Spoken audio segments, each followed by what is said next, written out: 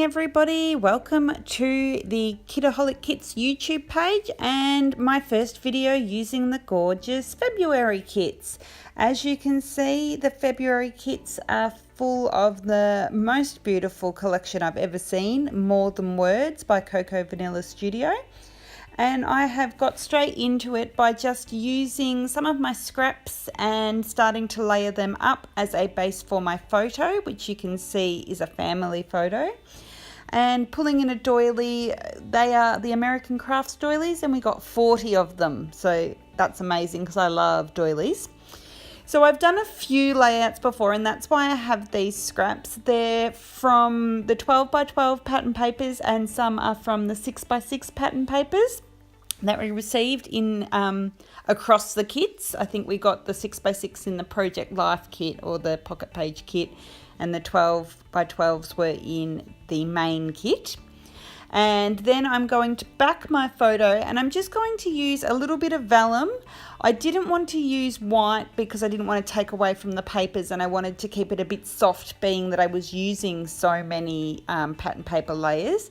And I'm going to use this paper as my background.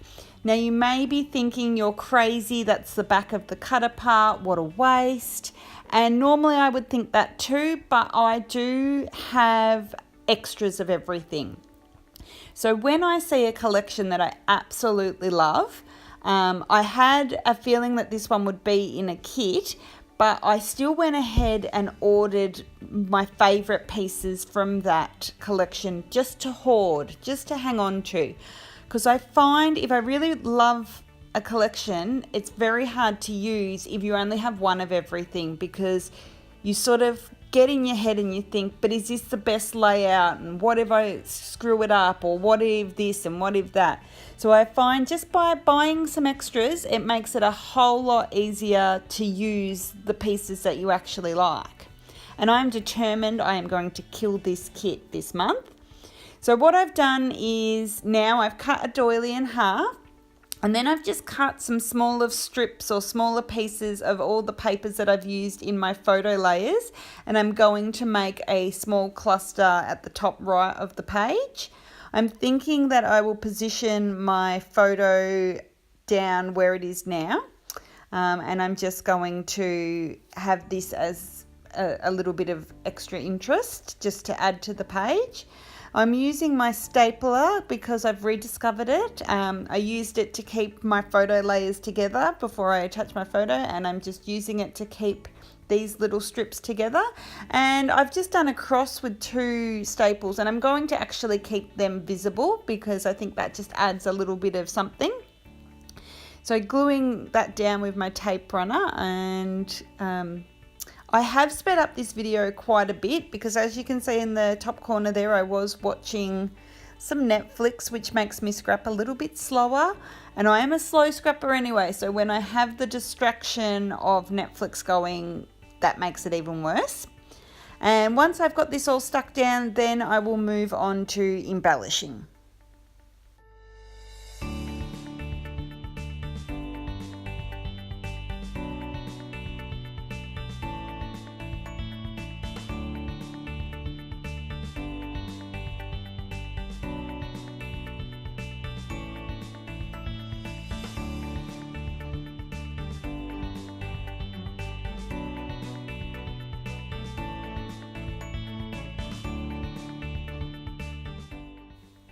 So I've got everything stuck down, and I've fluffed up or roughed up all the edges of my layers just to add a bit more texture and dimension, because you don't want, well, I don't like a scrapbook page that is just flat and everything flat. I don't care about the chunk in my albums. I would rather have an album with only a couple of really, textural layouts in it than an album that's just flat and a little bit boring in my eyes. Not boring to everyone, just in my eyes.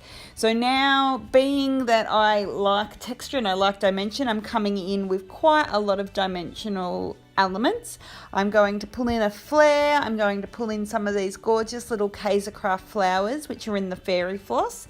These flowers, when you look at them in the packet, I don't think that they look as good as they do when you actually add them to a page. I love them on a page.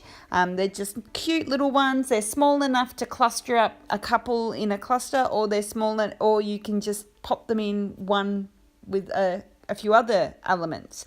So that's what I've done here. So I've got a flare. I've pulled in one of those acrylic or those resin flowers, and I've tucked that under the flare, and then I've nestled in one of the Kitaholic flowers, and I've just come in with my title. And those thickers, I started off with some from this month's pack, but then I ended up going back and grabbing some from a previous kit, and I've put Beautiful Family. And then I've gone in with some of the heart shapes from them as well. And I've added one to that top cluster, which I have also nestled on some tangled thread. And now I'm working on my second cluster. And I really was trying to make that sort of bunting chipboard piece work, but I just couldn't. So I've come in with a few bits of floral ephemera. I did just manipulate one by chopping off the leaves, but I still use them. I just use them in a different spot. Bumping some up on foam just because it needed it. And then I'm going to add a bit more tangled thread and a butterfly chipboard piece.